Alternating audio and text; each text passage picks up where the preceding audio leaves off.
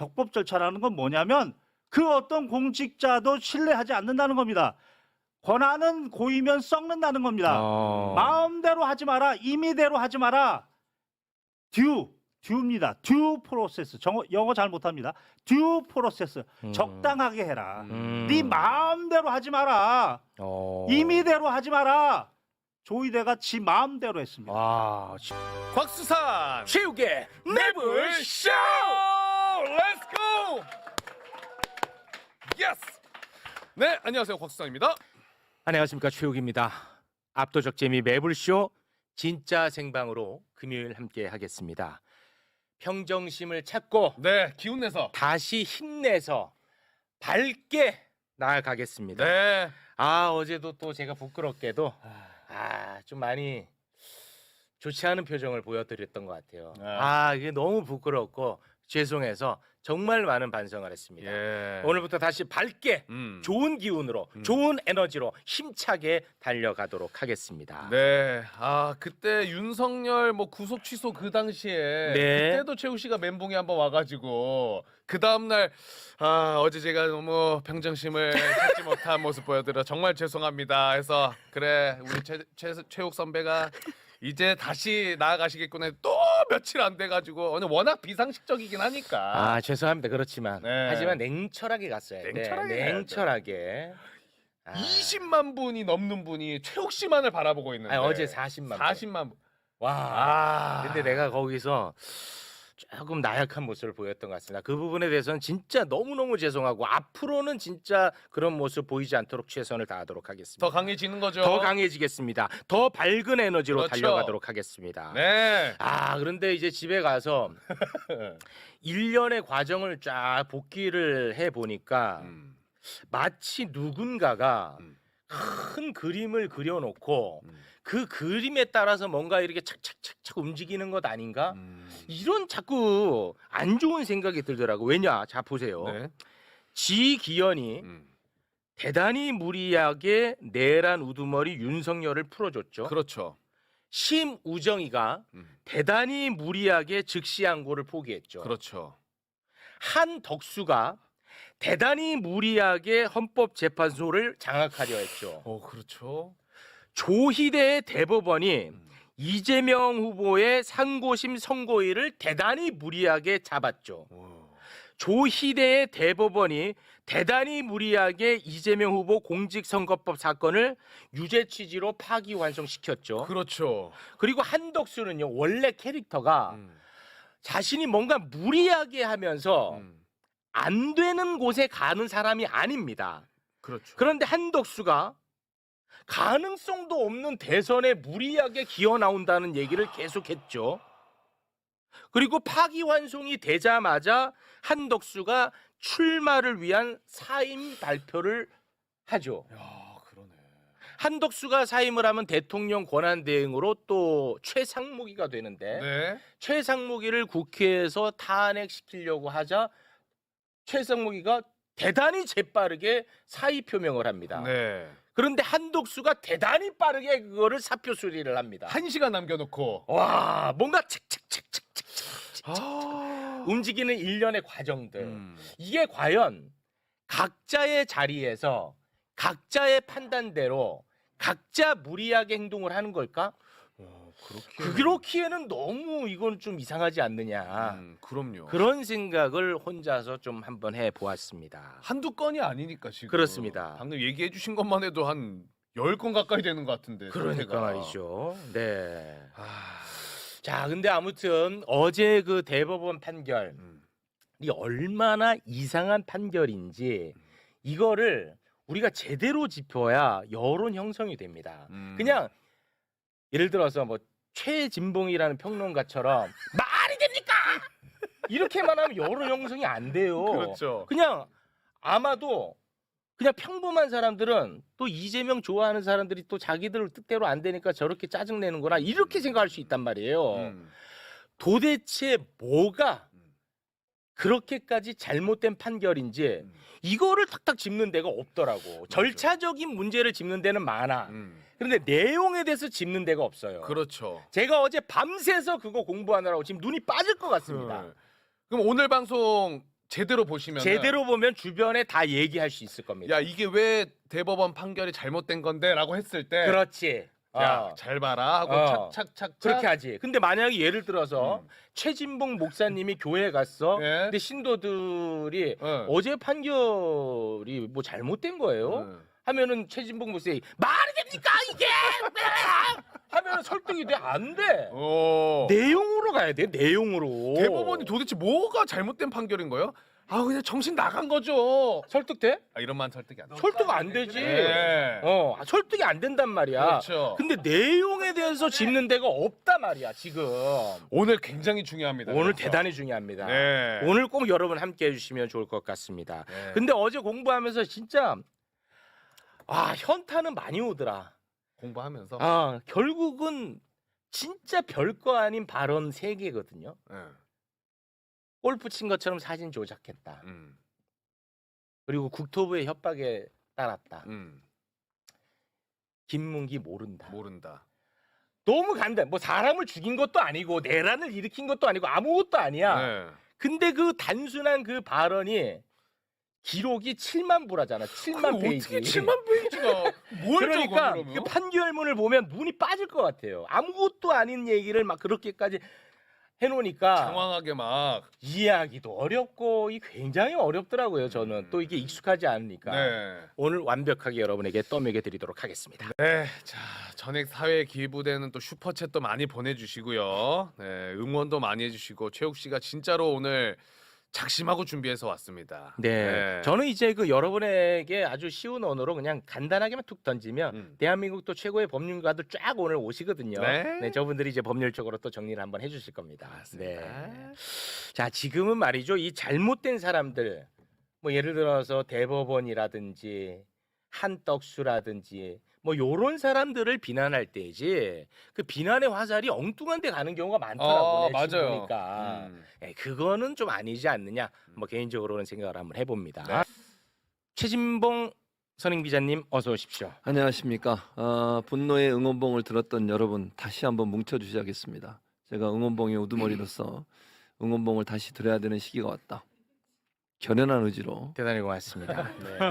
사람이 진짜. 자, 그럼 계속해서 식순에 의해 네. 김종대 인턴 기자 박수로 맞이합니다. 네. 금요일은 종대 타임. 아유, 조국과 고맙습니다. 민족을 위하여. 정말 고맙습니다. 얼마나 네. 좋습니까? 아유, 고맙습니다. 제가 뭐 누구처럼 뭐 응원봉에 뭐 그 너저분해요. 너저분해요. 깔끔하게 그냥. 봉의 시대야 지금은. 네. 그렇습니까? 네. 예. 저는 어쨌든 누군가의 봉이고 싶습니다. 제 네. 봉이 되세요. 네. 감사합니다. 대단히 고맙습니다. 네. 정의당은 존재하는 겁니다. 네, 또 많은 분들이 그게 조금 헷갈리는가 아니, 봐요. 대선 후보도 선출했는데. 대선 후보 선출했어요. 네. 오, 어. 네, 좋은 일이 있었으면 좋겠습니다. 고맙습니다. 아니, 진짜라니까. 그 혹시 그 토론회도 나갑니까? 네. 토론회 나갈 수 있는 자격이 있어요. 네. 오. 누구신데요? 권영국 대표. 권영국 네. 대표. 그래요. 예. 그러니까 토론회 나갈 자격이 있다는 거죠. 그렇습니다. 오. 지난 지방선거에서 4%를 넘게 받았거든요. 그러면 기준선을 넘긴 거예요. 네. 초청 대상이죠. 그 의원 수가 몇 명 있으면 또 토론회 나갈 수 있고 그런 자격이 있거나 있나요? 아니면 지난 선거에서 득표율이가 만약에 이준석이 본선까지 진출하면 토론회 나올 자격이 있어요? 있죠. 죄송합니다. 네. 나도 모르게. 평정심. 네, 평정심으로 네. 가겠습니다. 고맙습니다. 자, 이분 어제 어떻게 방송하셨을지 제가 또 걱정이 됩니다. 네. 민주당의 법률위원장 이용우 위원장님 어서 오십시오. 네, 안녕하세요. 아니 어제 그 방송 끝나고 주진우 의원이랑 방송하러 이제 가신다고 했잖아요. 맞아요. 근데 나는 진짜 좀 짜증 나는 게 뭐냐면 주진우도 틀렸거든요. 근데 맞은 것처럼 행동해. 그 사람은 파기 자판을 주장했던 사람이에요. 그렇죠. 틀렸어 주진우도. 근데 지금 맞은 것처럼 행동해. 어제도 만났을 때 자기가 맞은 것처럼 행동했죠.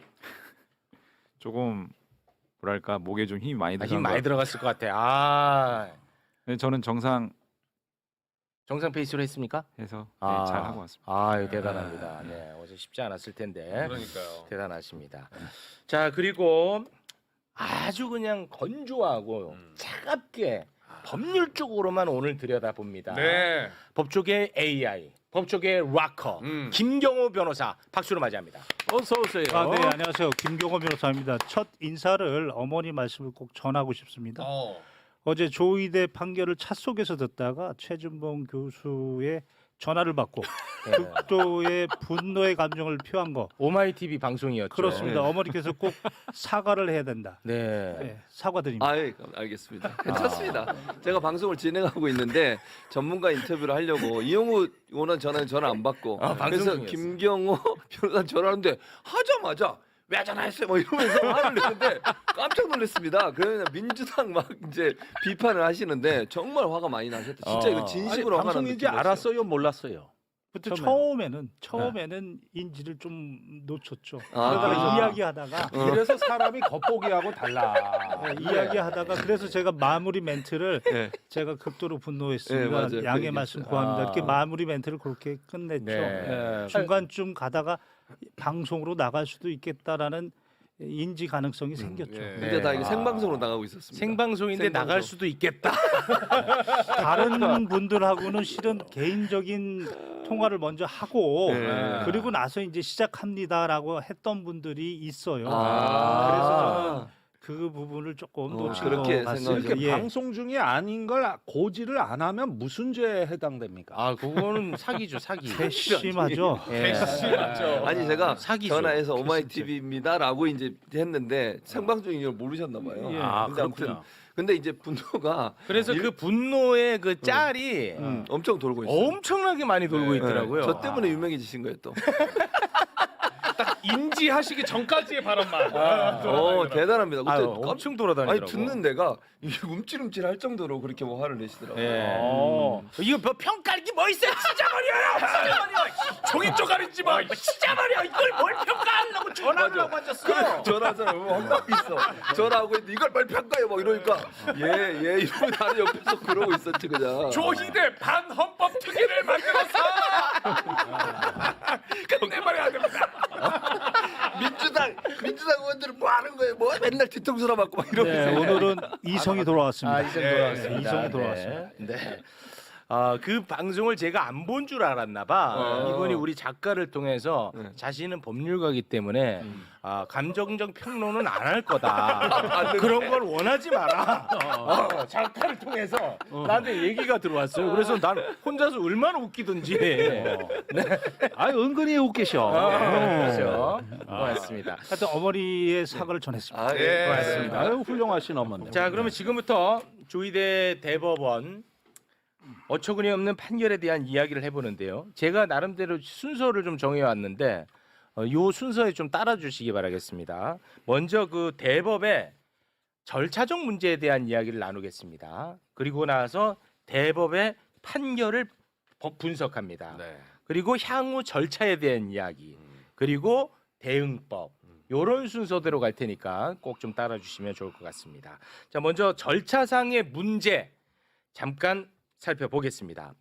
3월 26일 이재명 대표의 공직선거법 위반 항소심 무죄가 나옵니다. 3월 26일. 3월 26일. 근데 3월 27일 검찰이 대단히 빠르게 상고를 합니다. 상고. 그리고 바로 다음 날 3월 28일 대법원이 사건을 접수합니다. 그리고 나서 4월 22일 오전에 대법원 소부인 2부에 배당이 돼요. 2부에. 그런데 같은 날 4월 22일 오후에 조희대 대법원장이 자신의 직권으로 이거 전원 합의체 그냥 회부를 내버립니다. 오후에 당일. 바로 그리고 나서 바로 4월 20일 당일에 합의기일을 진행을 합니다. 자, 그러니까 대법원 12명은요 4월 22일에 처음 이 사건을 접하는 겁니다. 됐죠? 네. 이 중요합니다. 4월 22일에 첫 이제 사건을 접합니다. 근데 4월 24일에 두 번째 합의 기일을 잡아요. 이틀 후죠? 그렇죠. 그때 표결을 합니다.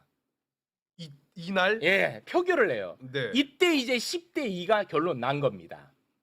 24일에요? 예, 그런데 이 사건 기록이요. 7만 페이지야. 근데 지금 이제 언론이나 국회나 이런 데서 어떻게 9일 안에 7만 페이지를 보냐고 질문하는데 그렇게 질문하면 안 됩니다.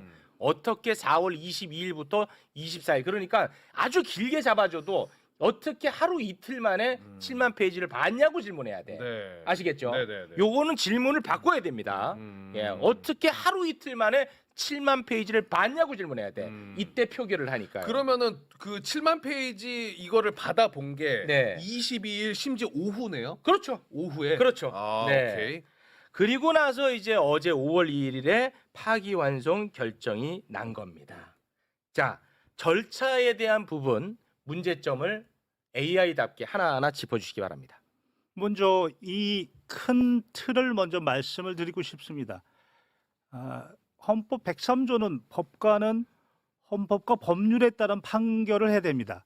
판사든 대법관이든 대법원장이든 헌법에 따른 판결을 해야 됩니다. 지금 문제가 되는 게 바로 12조 1항의 적법 절차 그 부분에 대한 문제를 지금 처음에 짚는 겁니다. 네. 먼저 큰 숲을 말씀을 드리면 대법원 전원 합의체에 대한 근거 규정이 법원 조직법에 있습니다. 16조 4항에. 아, 네. 거기에 분명히 구성과 운영은 대법원의 규칙으로 정한다. 이렇게 돼 있습니다. 네, 대법원 규칙.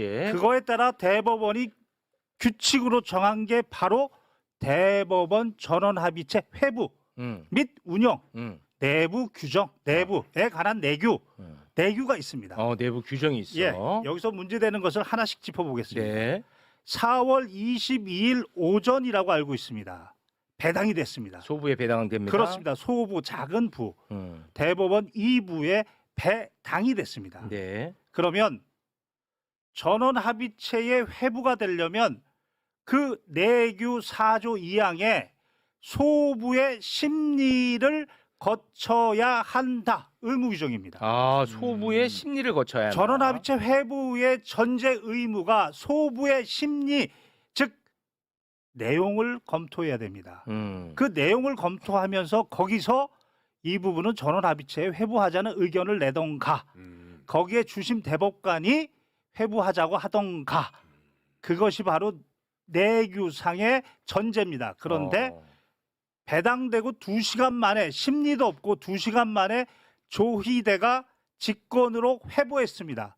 직권으로 회부할 권한은 있습니다. 다만 이번 사안처럼 야당의 대표가 대통령 후보인데 국민의 전폭적인 지지를 받는 이 대통령 후보에 대해서 본인이 직권으로 그것을 상정한다, 회부한다고 하면 정치적 중립성에 대단히 문제가 될 수가 있습니다. 그렇죠. 나머지 부분에 대해서 그러면 클리어할 자신이 있어야 됩니다. 그렇지. 그런데 2시간 후에 회부해놓고 규정상으로 보면 월 1회입니다. 월 1회에 심리가 열려야 됩니다. 아, 월 1회. 월 1회에 심리가 열려야 됩니다. 그런데 2시간 후에 회부해놓고 심리했습니다. 1회 심리.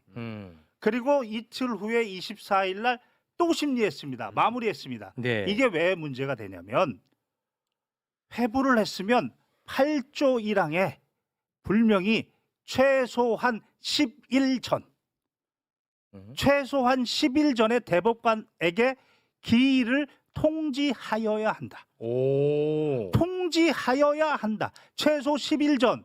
그런데 22일 날 회부 결정을 심리도 걸치지 않고 회부해놓고 그날 그냥 바로 10일도 아닌 뭐 몇 시간도 아닌 몇 분 후에 바로 심리를 해버렸습니다. 내부 규정을 벌써 2개 어겼습니다. 2개 어겼습니다. 네. 그리고 또 그 다음날 이틀 후에도 10일 최소 10일 어겼습니다. 3번 어겼습니다. 더 중요한 거 10조에 보면 대법관들에게는 재판 연구관들이 있습니다. 이렇게 전원 합의체 회부가 되면 정말 중요한 사안입니다. 전원 합의체라는 게 본래 판결을 바꿀 때 주로 판결을 바꿀 때 내용을 좀 이따 말씀드리겠습니다. 네. 따라서 재판 연구관들이 부지런히 수만 페이지를 읽어야 합니다. 네. 그리고 연구 보고서를 작성하여야 한다. 하여야 한다. 연구 보고서를 작성하여야 작성하여야 10조 작성하여야 한다. 그래서 대법관에게 전달하여야 한다. 그런데 배당되고 2시간 만에 회부한 것도 문제인데 일의 심리를 하면 재판 연구관들 연구 보고서도 없을 확률이 높고 전달되지 않을 확률도 높고 이틀 후에 해버리면 역시 똑같은 상태. 재판 연구관들 읽어보지도 못하고 연구 보고서도 없을 확률도 높고 전달도 안 됐고 나머지 9분들 찬성 다수 병풍이라는 평가를 비판을 면할 수가 없다. 이게 절차적 문제점의 핵심이고 굉장히 중요한 핵심이네. 헌법 12조 1항의 이 적법 절차라는 것은 우리 1987년 9차 개헌의 대통령 직선제와 함께 가장 중요한 조문입니다. 이게 실질적 법치주의입니다. 이게 어디서 수입해 왔냐면 수입해 왔습니다. 미국입니다. 미국에서 적법 절차라는 건 뭐냐면 그 어떤 공직자도 신뢰하지 않는다는 겁니다. 권한은 고이면 썩는다는 겁니다. 마음대로 하지 마라. 임의대로 하지 마라. 듀입니다. 듀 프로세스. 영어 잘 못합니다. 듀 프로세스. 적당하게 해라. 네 마음대로 하지 마라. 임의대로 하지 마라. 조이대가 지 마음대로 했습니다. 와, 지금 뭐 몇몇 댓글을 쓰시는 분 가운데 그거 뭐 근거가 있냐? 몇 번을 말씀드리니까 대법 내부 규정에 하여야 한다. 의무 규정으로 되어 있다는 겁니다. 다시 한번 말씀을 드리면 풀네임이 대법원 전원합의체 회부 및 운영에 관한 내규. 됐다. 운영에 관한 이거 내규. 깔끔하다. 요거는. 대법원장도 지켜야 되는 내규. 좋습니다. 요건 절차상 문제가 그냥 우리가 뭐 상식선에서 문제가 있다는 게 아닙니다. 자꾸만 지금 이게 뭐가 상식적으로 말이 되냐고 하는데 그렇게 하면 안 돼. 이것은 명확하게 대법원의 내부 규정을 어긴 절차적 문제가 있는 겁니다. 이거 깔끔하다. 그러니까요. 됐다. 네. 한 말씀만 더 드리겠습니다. 네. 지규현 판사도 구속 취소 결정 내릴 때 절차적으로 대등 재판부에서 바꿔서 후배들로 바꿨다라는 객관적인 사실이 존재합니다. 네. 그때의 구속 취소를 일방적으로 하지 않았느냐라는 비판이 가능합니다. 네네네. 그러면 내규에 따라서 소부 심리 거쳐야 되고 그리고 한 달 후에 기일 지정해야 되고 재판 연구관들이 보고서를 내야 하고 그러면 이 연구관들은 바로 자신들의 전원합의체 판결인 2019도 13328 헌법재판소 결정 2018 헌바 233 반드시 볼 수밖에 없고 네. 그거에 따르면 항소심 판결이 맞습니다. 이 보고연구소가 들어오지 못하게 급하게 이렇게 하지 않았느냐는 비판을 면할 수가 없다. 좋습니다. 이거 깔끔해. 이건 됐다. 절차적으로. 네. 화날만하네. 화날만해. 들어보니까 그러니까. 전화 안 하는 게 맞았어. 화날만해. 들어봐야지. 저런 얘기를 화가 들어봐야죠. 날만해. 들어보니까 네. 알면은 더 화가 나. 그러니까. 더 화가 나지. 왜냐하면 정확하게 규정 의무상이 있는데 안 지켰으니까 화나지. 요거는 뭐 우리 민주당 법률위원장님이 나설 필요도 없어 보입니다. 깔끔하네요. 깔끔한데. 추가적으로 하나만 말씀드리면 이제 이게 아까 그 우리 변호사님 잘 말씀 주신 것처럼 대법원 전원합치 심리 절차가 관한 내규 이제 어쨌든 대법원이 확립해 놓고 스스로 이제 준수해야 되는 내용인데 월 1회입니다. 세 번째 목요일 날 이 전원합의체 사건 합의기일이 지정돼야 되는데 4월 22일 날 첫 합의기일이 세 번째 목요일이 아니에요. 그냥 맘대로 지정한 거예요. 그래요. 그리고 그냥 하루 건너서 또 했잖아요. 월 1회인데 그것도 무시하고. 와. 그러니까 저희가 이제 주목해야 될 게 왜 이 시점에 이렇게 모든 규정들을 다 무시하고 이렇게 하는 거냐. 의도가 분명히 있는 거거든요. 이재명 후보 날리려고 네. 한 거죠. 그리고 두 번째 저는 더 핵심적으로 심각하게 보는 게요.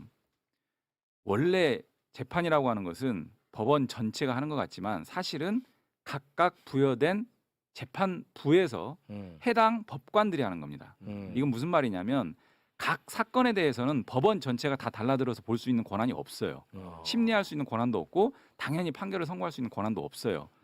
해당 부의 법관만 권한이 주어지는 겁니다. 그렇지. 그게 재판권이거든요. 네. 그런데 잘 보시면 4월 22일 날 소부의 배당이 처음으로 됐잖아요. 네. 그런데 어제 그 대법원에서 배포한 보도 참고료 자료를 보시면은 아예 대놓고 이렇게 써놨어요. 자기네들이 대법원에 사건이 접수된 이후 신속하게 제1심 원심 판결문 공판 기록을 기초로 사실관계 쟁점 파악에 착수했다. 대놓고 이렇게 써놨어요. 그러니까 잘 생각해 보시면 아까 이제 앵커께서 말씀하시는 하루 이틀 만에 6만 쪽, 7만 쪽 다 봤다라고 했잖아요. 네. 또는 우리 이제 국회나 밖에서는 뭐 9일 동안 봤다고 하잖아요. 9일 9일 동안 이거 다 보려면요 6초에 한 쪽씩 봐야 됩니다. 저희가 계산해 보니까 아. 6초에 한 쪽씩 불가능해요. 근데 하루 이틀 만에 보면 뭐 1초에 한 쪽, 그 줄여야 됩니다. 1, 2초에 한 쪽씩 봐야 되는데 9일로 늘리지 불가능하잖아요. 마세요. 근데 이 사람들이 사실은 그 전부터 다 기록을 열람하고 연구하고 심증을 형성해 나가고 그렇게 했다라고 저는 봅니다. 만약에 그렇게 된다면 굉장히 사건이 심각해지는 거 아니에요? 그래서 제가 이 문제를 계속 지적하는데요. 예. 소부에 배당되기 전에 음. 재판권이 아직 누구에게 주어지지 않았어요. 그렇지. 그런 상황 하에서 전체 대법관이 기록 검토를 쭉 하고 각자의 심증을 형성해서 4월 20일 날 만나서 자 의견 어떻게 됩니까? 취합해요. 여기서 안 모여졌어. 하루 건너서 24일 날 이제 됐죠? 만약에 이런 프로세스를 가능성이 매우 높잖아요. 지금 와, 그거 심각해지는데. 이런 프로세스였다면 4월 22일 날 소부 배당 전 또는 전원합의체 회부 전에 재판권이 없는 상태의 대법관들이 그렇지. 기록을 보고 검토하고 저는 사실 이 과정에서 서로 의견 교환했을 가능성도 높아 보이고요. 조금 더 나아가면 직권남용 아니에요, 그거? 조희대 대법원장이 과연 이런 부분들과 관련해서 사전 조율이 없었을까? 그리고 만약에 의견을 일정하게 좀 타진하고 각이 나왔다라고 해서 소부 배당하고 바로 전원합의체 회부했다라고 한다면 네. 굉장히 심각한 그건 일이에요. 사법농단이죠. 사법농단의 한 100배쯤 예, 됩니다. 이거는. 사법농단이지. 그러니까 재판권 없는 자들에 의한 재판이라고 규정될 수 있고 평가될 수 있는 부분이라서 가능성 굉장히 높은 저는 얘기야. 법사위에서요 이 부분 반드시 봐야 이거는 됩니다. 법원 행정처장만 불러서 될 문제는 아니고요. 네. 법원 행정처 내에 재판 연구관이라든지 관계자들 불러서 그렇지. 증인으로 소환해서 이 내부적 프로세스가 어떻게 됐는지를 분명하게 밝혀야 돼요. 그렇지. 연구 보고서 아, 작성하는 이거 심각해. 희대의 사건입니다. 희대의 희대의 사건. 사건이야, 진짜. 이거 진짜. 그래서 제가 어제는 즉자적으로 명백한 정치 판결이다라고만 규정했는데 재판 권한 없는 자들의 이 사건에 관여한 사법농단 한 100배쯤 되는 사법농단. 알겠습니다. 네. 네. 자, 역시 전문가시라 네. 정말 대단한 견해십니다. 제가 조금 한 말씀 좀 거들고 싶어서 거듭입니다. 네. 보충 예. 의견입니다. 네. 항상 주체, 내용, 절차, 형식이 법에 맞아야 됩니다. 근데 그 중에 주체, 권한, 재판 권한이 없는데 재판을 했다. 사전부터 했다. 그거 심각해. 이거는요 무효입니다. 무효야. 무효입니다. 무효입니다. 그 하자가 무효입니다. 와, 이거 진짜. 조희대 판결은 무효입니다. 오. 지금 그 부분을 지금 말씀하셨다면 이건 무효입니다. 그렇지. 이거 예, 그래서 진짜 그 부분을 심각해. 좀 말씀드리고자 네, 좀 말씀을 알겠습니다. 드렸습니다. 예.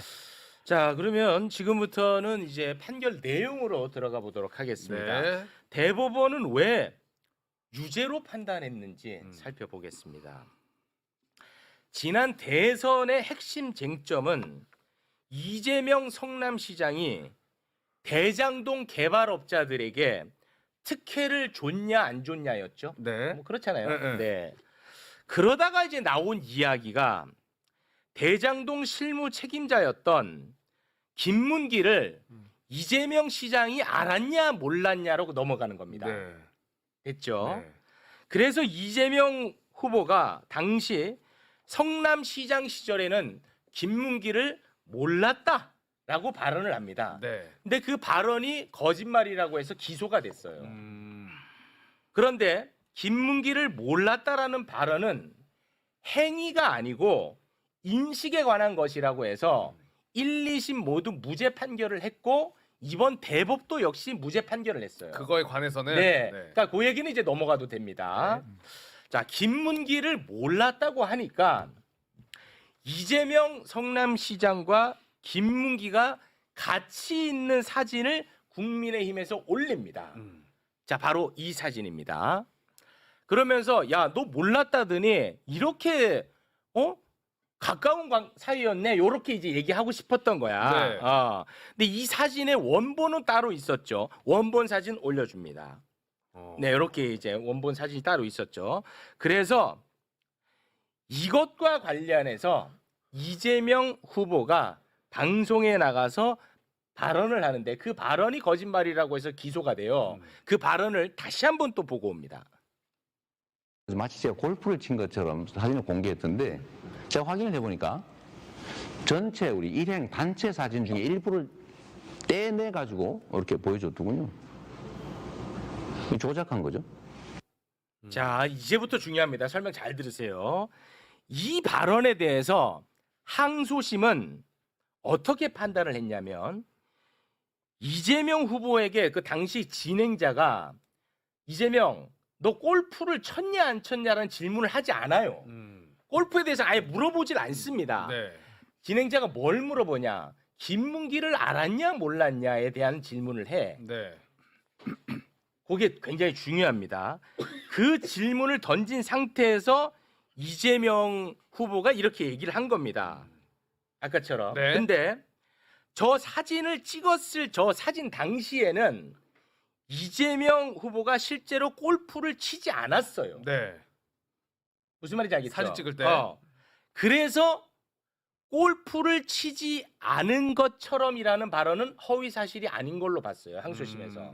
그리고 저 사진은 골프를 치지 않은 것처럼 조작됐다. 그리고 항소심에서는 조작된 것도 인정을 한 거야.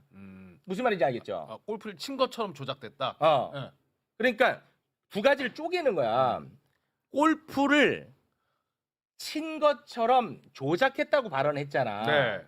근데 골프를 친 것처럼을 따로 떼서 항소심에서는 실제 저 사진을 찍었을 때는 골프를 안 쳤단 말이야, 이재명이. 네. 그러니까 골프를 친 것처럼 이 발언 자체도 허위가 아니라고 본 거야. 항소심에서. 골프를 안 쳤으니까 저때. 그렇죠. 네. 됐지? 네. 자, 요 됐죠. 근데 이번 대법은 이 판단을 뒤집었습니다. 어떻게 뒤집었냐? 뭐라고? 이재명 너가 저 사진이 골프를 치는 사진은 아닐지 모르지만 아닐지 모르지만. 뭐 이렇게 표현을 안 했어요. 아무튼 알지 모르지만 김문기랑 골프를 친 적은 있잖아. 너가 저렇게 방송에 나가서 발언을 하면 유권자는 이재명 너는 단 한 번도 김문기랑 골프를 안 친 것처럼 인식한다. 근데 너 골프 쳤잖아. 전화는 안 쳤어도. 저 사진 상에는 안 쳤지만 치기는 했잖아. 그러니까 너 거짓말이야. 이렇게 판단한 겁니다. 설명이 잘 됐나요? 네, 그렇습니다. 네. 유권자들 그렇게 받아들였을 것이다. 됐지. 네. 자, 그런데 이게 굉장히 중요합니다. 뭐냐면 항소심에서 무죄를 판단하면서 대법원의 6개월 전 판례를 근거로 삼았어요. 뭐냐면 방금 대법원처럼 유권자가 저 발언을 들으면은 요렇게 판단할 것이다라고 판단했잖아. 네네네. 6개월 전 대법에서 그런 식으로 확장해서 해석하지 말라고 했어. 같은 대법에서? 네. 같은 대법에서 그런 식으로 유권자가 너는 김문기랑 골프를 한 번도 안 친 것처럼 유권자가 판단할 테니까 너 발언은 거짓말이야 라고 한 발언 6개월 전에 대법에서 그런 식으로 확장해서 판단하지 마라 라고 판단을 내렸었다고. 그래서 그 대법 판단을 인용을 했습니다. 항소심에서. 잘 가져왔네. 근데 문제는 뭐냐면 그때 6개월 전에 그렇게 판단했던 사람이 이번 대법원에도 있어. 이번에 그 10대 2 사진 잠깐 좀 올려주시겠습니까? 몇 명이요? 몇 명? 여기 요 중에서 네. 파기환송 다수 의견에 들어가 있는 박영재와 권영준 있죠. 박영재와 권영준 저 사람들이 그렇게 판단을 했었어. 근데 이번에 뒤집은 거야. 본인들이 확대해서 가면 안 된다라고. 그렇지. 6개월 전에 했는데. 6개월 전에 했는데. 근데 왜 저기 들어가 있어? 이번에 확대 해석을 해서 저기에 들어가 앉아인 거야. 그래서 지금 자기들의 판례도 뒤집었다라고 이야기를 하고 있는 겁니다. 그래서 전문가들 나와 주십시오. 네, 제가 말씀드린 힘드네. 그러니까 아무것도 아닌 건데 이걸 설명하려니까 너무 힘들어. 그렇죠, 그렇죠.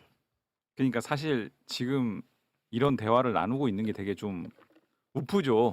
골프를 쳤네 안 쳤네 가지고 지금 몇 년 동안 네. 대한민국이 들썩들썩 하는 것 자체가 되게 웃긴데요. 맞습니다. 말씀하신 것처럼 김문기 관련 발언은 크게 세 가지로 쪼개지는 거고, 김문기를 성남시장 재직 시절에는 몰랐다. 이거 날라갔고 다 무죄로 해결됐고, 네. 그 다음에 김문기를 도지사 시절에 비로소 알게 됐다. 사건 음. 관련해서 통화하다가 알게 됐다. 이것도 허위 사실 아니다. 무죄로 날라갔고, 날라갔고. 남은 게 딱 하나예요. 자, 우리 시청자 여러분 한번 잘 들어보세요. 국민의힘에서 4명 사진을 찍어가지고 마치 제가 골프를 친 것처럼 사진을 공개했던데, 제가 확인을 해보니까 전체 우리 일행 단체 사진 중 일부를 떼내가지고 이렇게 보여줬더군요. 조작한 거지요.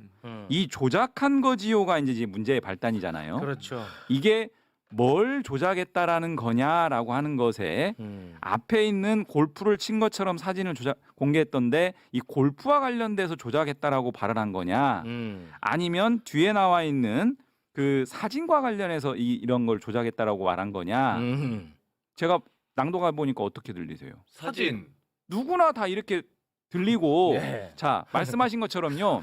선거인 즉 유권자가 그 인식하는 어떤 내용을 떠나서 허위사실 공표에서 출발은 어떤 내용의 발언을 했는지를 문헌 그대로, 발언 내용 그대로 그렇지. 먼저 확인하는 작업이 허위사실 공표죄라는 범죄의 판단의 출발입니다. 그렇지. 그런데 지금 보시는 바와 같이 문장 그대로 보면 이거를 누가 골프와 관련돼서 조작했다라고 발언한 걸로 받아들여요. 조희대 대법원장 같이 정치적 의도를 가진 사람, 확신을 가진 사람만이 그렇게 접근하는 거고요. 자, 그런데 여기서 이제 그렇게 문장만 가지고 그렇게 해석하기 이제 어려우니까 대법원에서 이제 신공을 부립니다. 그렇게만 볼 게 아니고 실제 유권자들이 선거인이 어떻게 받아들였는지도 확장하잖아. 저 뭐라고? 좀 그런 식으로도 좀 접근해야 되는 거 아니겠어? 저봐 추론하잖아. 라는 이 법리가 왜 문제냐면요. 말씀하신 것처럼 지금 작년 10월 판결이거든요. 그게 소위 정읍시장 판결입니다. 맞아. 정읍시장 판결. 정읍시장 대법원 판결에서 4명의 그때는 소부였는데요. 이렇게 판결을 내립니다.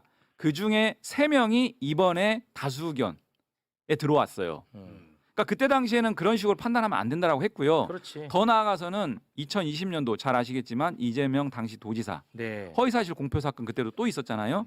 그때도 전원합의체에서 분명하게 판례 법리를 형성해 놓은 게 있습니다.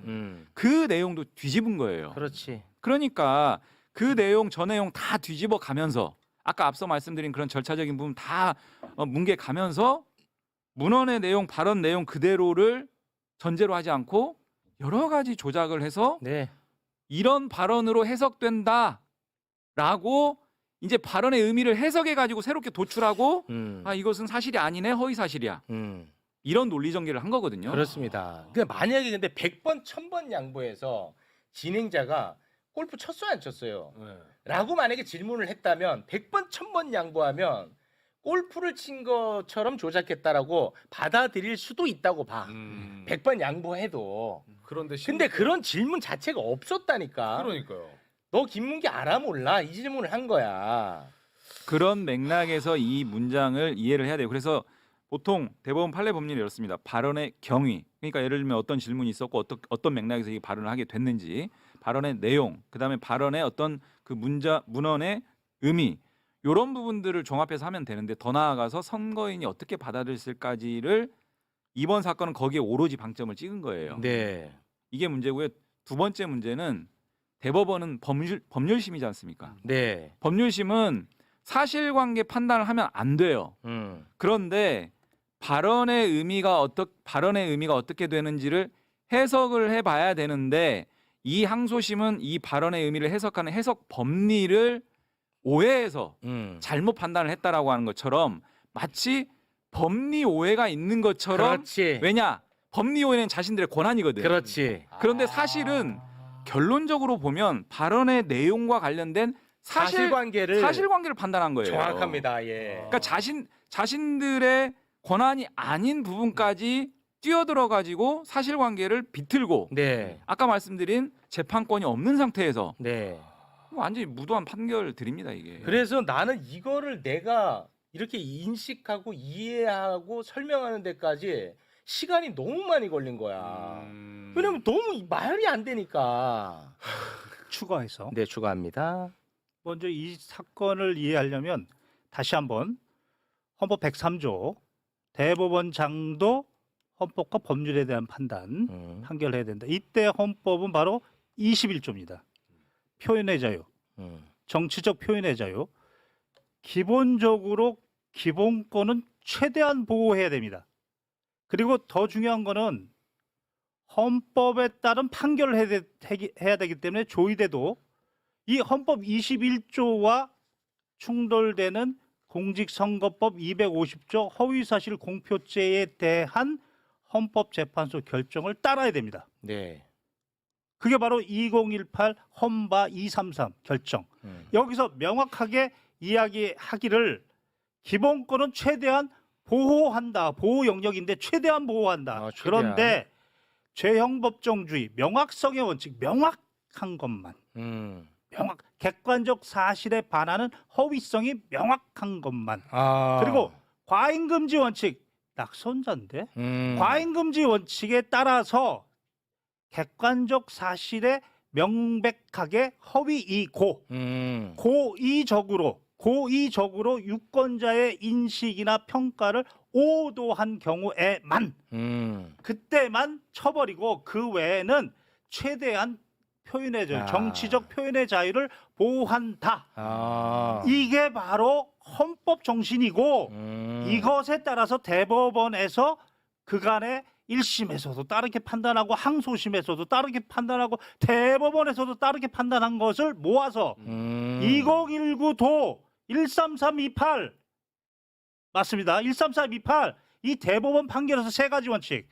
그게 바로 헌법재판소 결정을 그대로 받아들여서 첫 번째 허위 사실인지 여부는 전체 맥락으로 판단한다. 무슨 문장 하나, 문단 하나, 단어 하나로 판단하는 게 아니다. 오케이. 전체 맥락으로 판단하는데 그게 무슨 말이냐? 내가 일방적으로 공격적으로 말하는 맥락이었냐? 아니면 질문과 대답하는 과정에서 내가 방어적인 차원에서 그리고 내가 주관적인 차원에서 진술한 맥락이었느냐? 그래서 대법원이 이야기하기에 그 방어적인 차원, 주관적인 차원에서 다소 부분적으로 사실과 다르더라도 오케이. 다소 왜곡적인 평가이더라도 이런 표현이 들어가는 건데 왜냐 이게 명확성의 원칙이기 때문에 두 번째가 중요한 겁니다. 네. 의견과 사실을 구별해야 돼. 이게 중요합니다. 의견, 오피니언, 사실, 팩트 영어 잘 못합니다.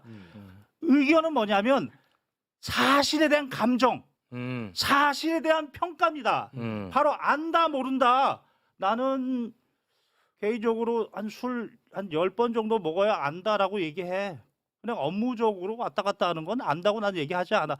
평가의 문제, 네. 업무상으로 왔다 갔다 하는 이 사실의 문제가 아니고 또 하나 감정의 문제.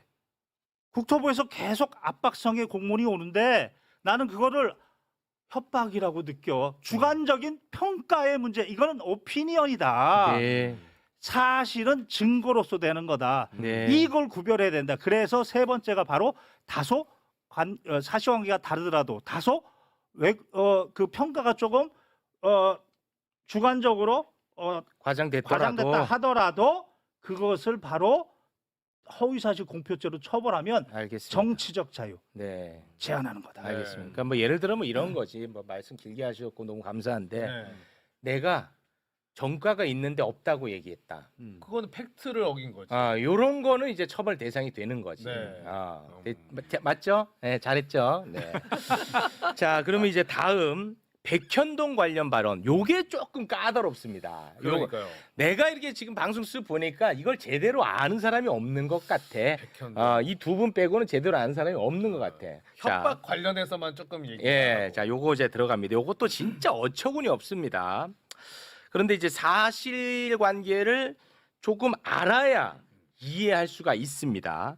자, 당시 정부는요, 성남시에 있던 공공기관 중 5곳을 다른 곳으로 이전하는 사업을 추진하고 있었어. 이재명 성남시장 시절에. 네. 그래서 정부가 성남시에 있는 공공기관 5개를 딴 데로 옮기려는 사업을 추진하고 있었어. 오케이. 됐죠? 그 가운데 나머지 뭐 5개 중에 4군데는 뭐 필요도 없어. 신경 쓰지 마. 네. 한 군데만 신경 쓰면 돼. 그게 식품연구원이야. 오케이. 요까지 됐죠. 식품연구원은 자신들의 부지를 아파트 분양을 할 수 있는 민간업자한테 비싸게 팔아서 돈을 좀 많이 챙겨서 다른 곳으로 옮기고 싶어 했어. 아, 오케이. 됐죠? 네. 그런데 이재명 당시 성남시장은 네. 5건 다 마찬가지인데 주거지 단지로 조성하는 것보다 업무 단지로 조성하는 거를 원했다고. 오케이. 됐지? 네.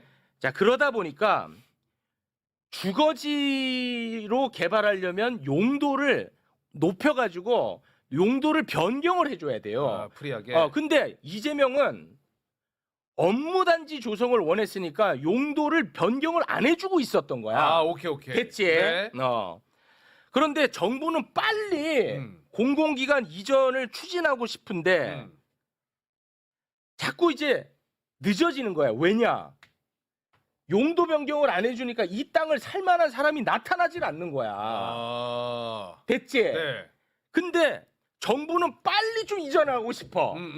식품연구원 옮기고 싶어. 됐지? 네. 그러니까 식품연구원도 있고 내가 말하는 정부는 이제 국토부라고 할게. 국토부는 빨리 옮기고 싶어. 그리고 식품연구원은 좀 민간 사업자한테 돈 많이 팔고 나가고 싶어. 오케이. 됐지? 근데 네. 이재명이 안 해줘. 그렇지. 됐지? 그러니까 국토부가 성남시에 협조 공문을 보냅니다. 국토부가 협조 공문을 보내요. 그 공문은 뭐냐면 협조 좀 해라. 용도 변경해 갖고 빨리 협조 좀 해라. 옮길 수 있게. 그 이제 공문을 보냅니다.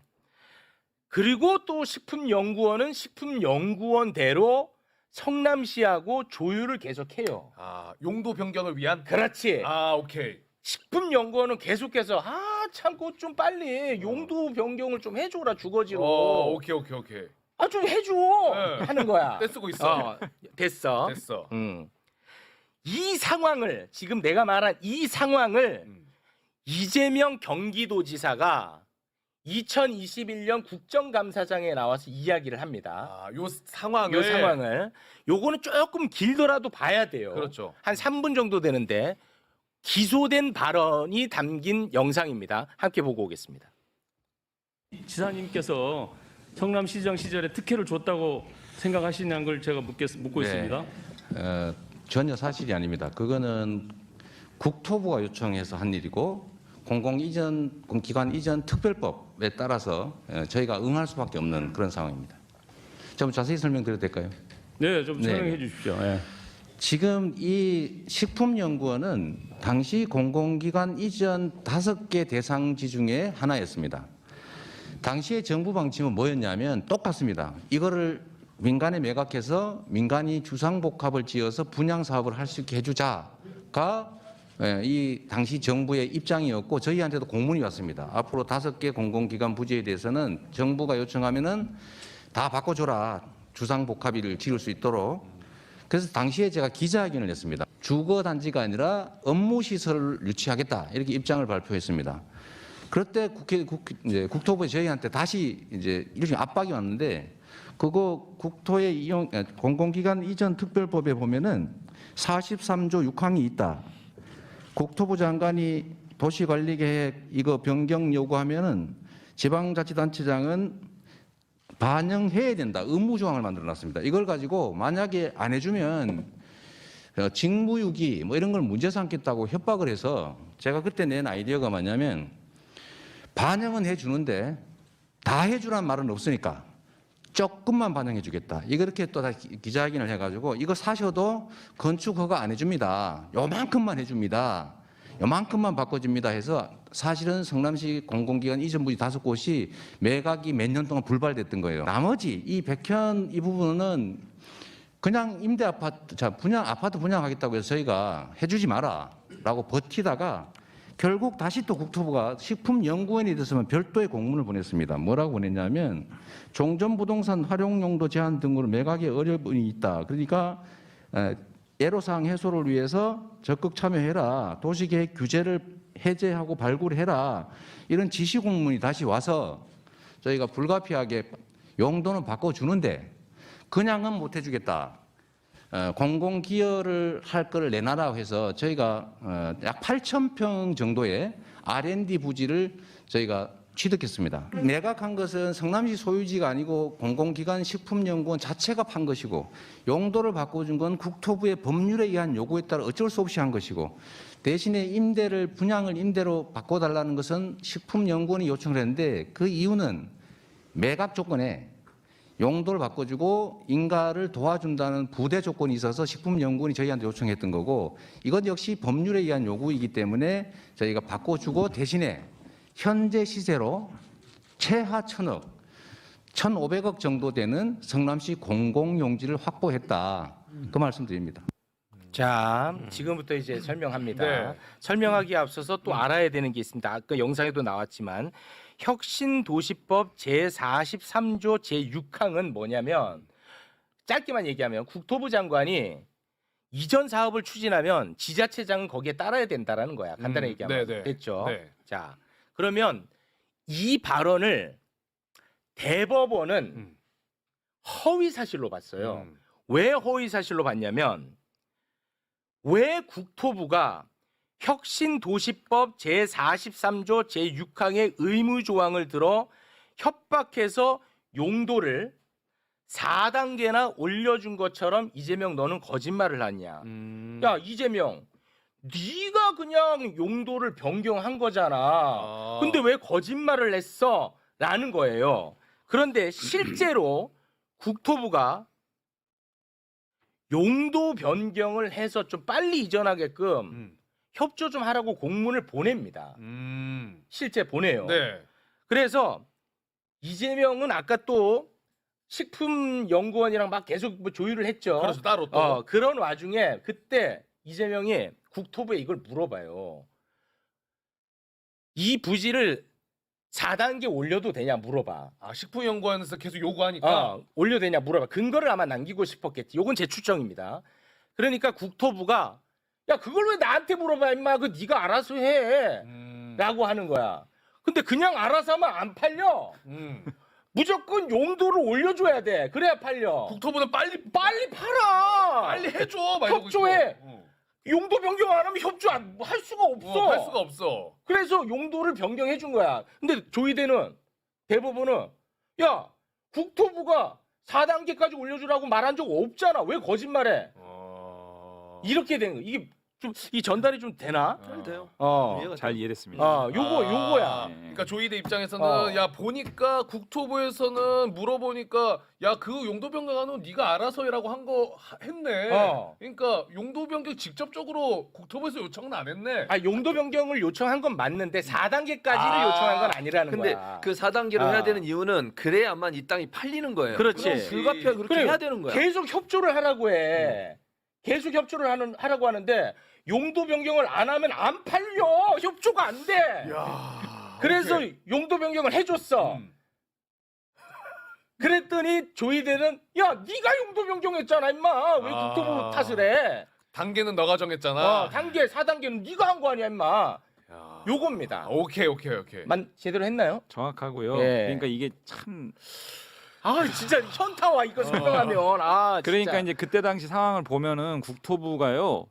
국토부 보세요. 중앙부처잖아요. 중앙부처고 그때 당시 성남시는 광역지자체도 아니고 기초지자체입니다. 그러니까 중앙부처에서 기초지자체에 이러저런 요구들을 하면은요. 기초지자체는 꼼짝 없습니다. 그냥 완전히 그냥 그 어쩔 수 없어요. 그거는. 네. 근데 공문에는 그러니까 그 공문을 아까 말씀하신 건 성남시 저기 처리해라. 알아서 적절하게 처리해라. 이렇게 이제 보낸 공문 전과 후를 보면은 수시로 찾아오고 회의하고 공문 보내고 전화하고 이러거든요. 네. 계속 요구했어요. 근데 이제 자기네들도 그 당시에 이제 그 문제들이 될 걸로 이제 막 이렇게 되니까 근거를 안 남겨요. 아. 그 공문이 지금 이 판결에서 계속 얘기되는 공문이 아. 적당히 성남시가 적절히 판단해서 해라라고 그 공문이 아. 근거를 안 남기려고 그렇게 한 거지. 아. 그게 국토부의 의사가 아니거든요. 아. 근데 이 대법원은 그거를 항소심은 잘 본 거예요. 전체적인 맥락을 보면 국토부가 계속 종용했거든요, 사실.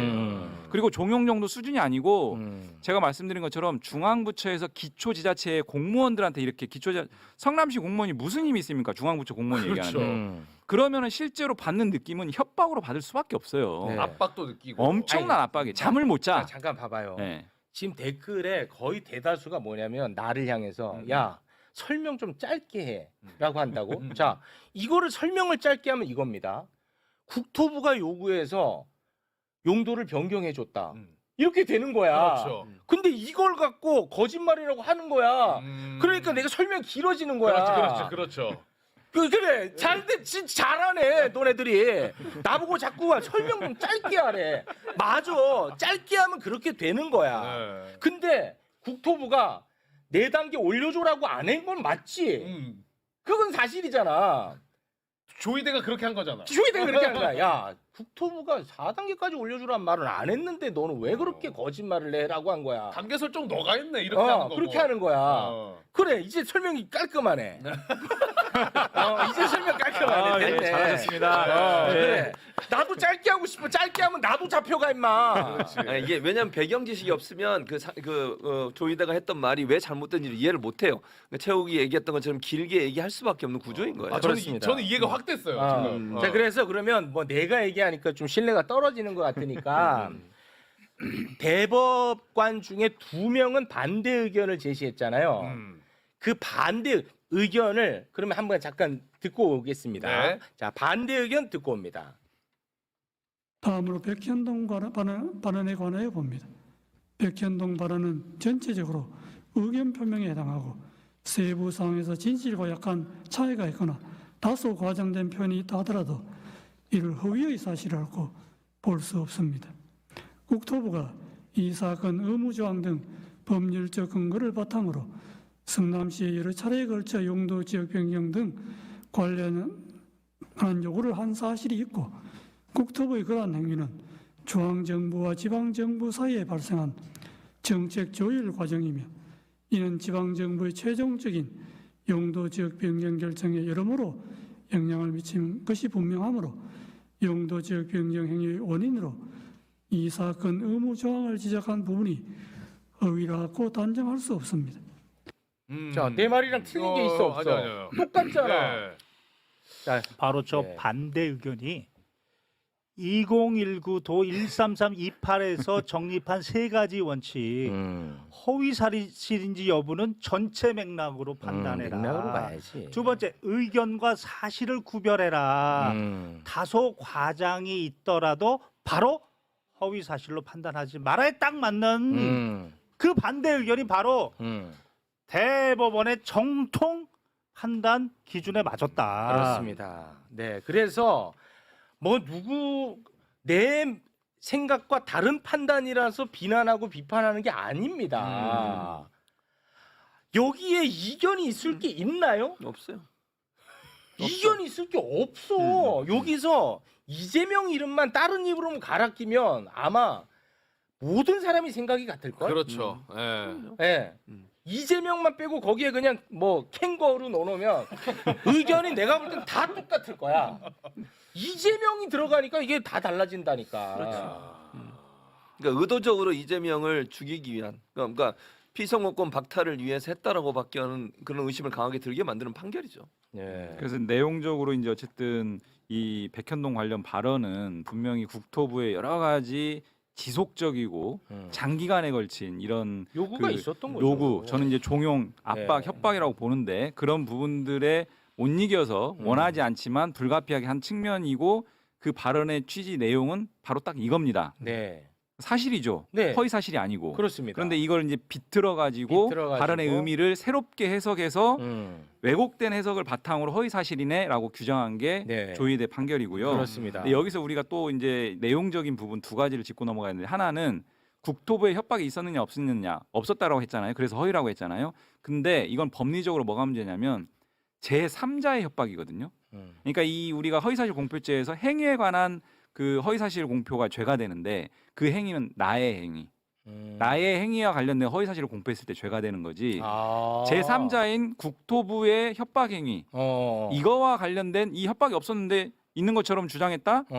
제3자의 협박 행위는 애초에 범죄 구성이 안 됩니다. 근데 그런 법리적인 판단은 안 하고 그래요? 오히려 사실관계에 관한 판단만 자기의 권한도 아닌데 하고 있어요. 상고심이. 그래. 또 하나 정작 우리가 어제도 계속 얘기했지만 국회에서의 증언 감정에 관한 법률 그 얘기는 한마디도 없었어. 아예 판결문에 없잖아요. 나 이것은 진짜. 이거야말로 상고심에서 법리적 판단을 해줘야 되는 거거든요. 당연하지. 만약에 이게 법리적 판단을 해서 그래 피고인 주장이 맞아. 그래서 이것은 처벌할 수가 없어.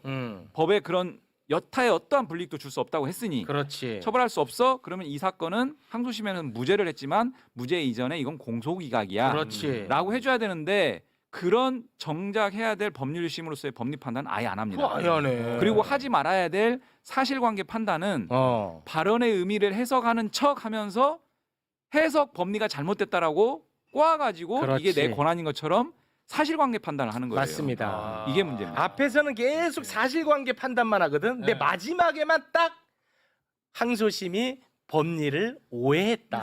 그것만 쓰고 그것만 쓰고 넣는 거야. 진짜 이 나쁜 놈들이야 이거 진짜.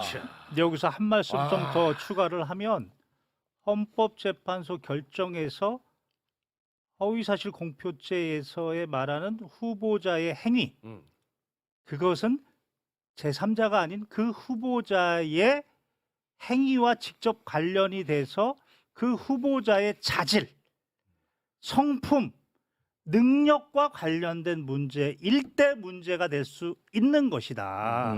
지금 여기는 상급 기관으로부터의 공문에 본인이 그에 대한 사실에 대한 평가, 오피니언, 압박으로 느꼈다 또는 협박으로 느꼈다. 이것이 무슨 그 후보자의 자질, 무슨 성품, 평가와 과연 직접적으로 관련이 있느냐. 이 부분에 대한 헌법재판소 결정도 놓쳤다. 네, 알겠습니다. 제가 한 가지만 꼭 말씀드려야 되겠습니다. 네. 이게 이제 우리가 이 사건이 왜 문제라고 하냐는 것은 법리적으로 지금 다 말씀드렸고 네. 우리가 이거는 좀 더 본질적이고 큰 틀에서 보면은 주권 행사의 시간, 국민의 시간에 이제 뛰어든 거잖아요. 네. 정치적으로 사법부가 그렇죠. 어제 계속 말씀드렸고 이거를 유식하게 20년도 이재명 도지사의 전원합의체 판결에서 이렇게 얘기합니다. 네. 그러니까 선거의 발언이 고소고발 수사로 이어지고 선거 결과가 최종적으로 검찰과 법원의 판단에 좌우되어서 국민의 의사로 대표자가 선출돼야 되는데 이런 것들 이런 국민의 의사로 대표자로 선출하는 민주주의 이념을 훼손할 우려가 있기 때문에 이런 허위사실 공표라고 하는 것은 극히 신중하게 인정을 해야 된다. 그래서 아까 우리 변호사님이 우리가 이게 방금 말씀하신 거는 전원합의체 판결이군요. 전원합의체 판결 문구 그대로 제가 말씀드린 거고요. 근데 너무 속상한 게 네. 이번에 그 소수 2명만 그렇게 얘기를 했더만. 20년도 전원합의체 판결 법리가 5년 뒤에 소수 의견 반대 의견을 전락해 버렸어요. 그러네. 이게- 전원합의체가 5년 지나서는 소수 의견. 진짜 그러면 그러네. 그래서 제가 어제 판결은 사법부의 사망 선고다. 왜냐? 그러네. 이제 앞으로는요 대법원에서 판결을 하든 심지어 전원합의체 판결해도 이거 이제 신뢰가 다 떨어졌어요. 몇 년 지나면 또 바뀔 텐데. 진짜 그러네. 그래서 제가 이 문제를 지적하고요. 우리 변호사님이 정말 잘 말씀 주신 게 이 헌법상 표현의 자유라고 하는 것이 매우 중요하기 때문에 이런 선거 과정에서의 여러 가지 발언들을 이렇게 범죄로 취급하는 것은 20년도 전원합의체 판결에서 이렇게 극히 제한을 해놨는데 네. 조희대 대법원장 이 사법부에서 어떻게든 이재명 후보에 대해서 옥죄기위해서 기존의 5년 전 법리도 자신들이 막 획획 뒤집어버리고 네. 이런 판결을 하는 겁니다. 예, 알겠습니다. 자, 이제 그 두 분과는 여기서 인사를 나누고 한 말씀만 더- 말씀은 들어야죠. 예, 들어야죠. 네. 저도 한 말씀만 더 드려야 돼요. 대법관도 내심 헌법재판관에 대해서 우월 의식이 있다 하더라도 내부적으로는 헌법재판관이 헌법에 대하여 해석해 놓은 것은 헌법과 같은 지위를 갖기 때문에 헌법에 따른 판결을 하려면 헌법재판소 재판관의 의견에 경청해야 되는 겁니다. 마지막으로 허위사실 공표죄를 처벌하는 것은 선거의 공정성 때문에 그렇습니다. 그렇겠죠. 선거의 공정성 때문에. 그렇겠죠. 그러면 헌법재판소가 뭐라고 그랬냐면 명확성 다음에 과잉금지 원칙을 이야기한 게 뭐냐면 선거를 통해서 당선된 자와 선거를 통해서 낙선된 자가 있는데 이미 유권자의 판단으로 당선된 자와 달리 낙선된 자는 거기다 대고 선거의 공정성을 운운하면서 처벌하는 것은 모기에 대고 대포 쏘는 격이다. 아, 맞네. 선거의 공정성을 말할 일도 그 안에 들어갈 여지가 없다. 그러네. 그게 바로 과잉금지 원칙. 헌법재판관들이 이야기하는 부분. 맞아. 헌법에 반하는 판결을 했다. 네. 그리고 말씀하시니까 나도 그러면 그 조이대가 계속 633 원칙을 강조하면서 빨리 갔단 말이야. 네. 100번 양보해도 그 633 원칙이라는 것은 왜 있냐? 당선된 자가 불법적으로 당선된 기간을 길게 가져가면 안 될 거 아니야. 그렇죠. 그래서 633인데 낙선된 자가 633이든 무슨 133이든 무슨 소리가 있어. 133. 얘는 어차피 그 낙선해갖고 지금 쓰레기통에 들어가 있는데 그렇잖아요. 네. 그러니까 취지가 너 불법으로 당선됐으니까 빨리 내려와의 취지니까. 만약에 불법으로 당선된 자가 있다면 빨리 끌어내려야 될 거 아니야. 그렇죠. 그러니까 그나마도 633이야. 그나마도 낙선돼가지고 지금 가족들이랑 울고 있는데 그게 무슨 뭐 어떻게 더 끌어내 그거를. 133이든 아유, 633에 3개월도 안 지켰잖아요. 3개월도 안 3개월도 안 지켰고 웃기는 거지, 또. 그게. 의도를 가지고 내규 위반하면서 신속하게 졸속적으로 처리한 거고요. 아유. 6월 3일 전에 파기환송심과 제3고심이 결정이 이루어지지 않을 거다라고 하는 희망을 가지고 접근하면 안 됩니다. 와 이유가 나랑 생각이 같아. 그러면. 무슨 일을 벌일지 모르는 자들이기 때문에요. 그러니까 그렇지. 좋았다. 비상식으로 그거를 전제로 가장 최악의 상황을 염두에 두고 대응책 마련해야 되고요. 그렇습니다. 설령 6월 3일 이후에 선고가 이루어진다고 하더라도 그 재판 절차가 중단되느냐 문제 있잖아요. 네. 요거 대법원의 해석론 기다리면 절대 안 됩니다. 안 되죠. 아. 대법원에서 맡기면 안 돼요. 저희가 맞다. 적극적으로 능동적으로 대응을 해야 되는데 네. 권한쟁의 심판, 가처분, 헌법재판소에 이 방법이 하나가 있고요.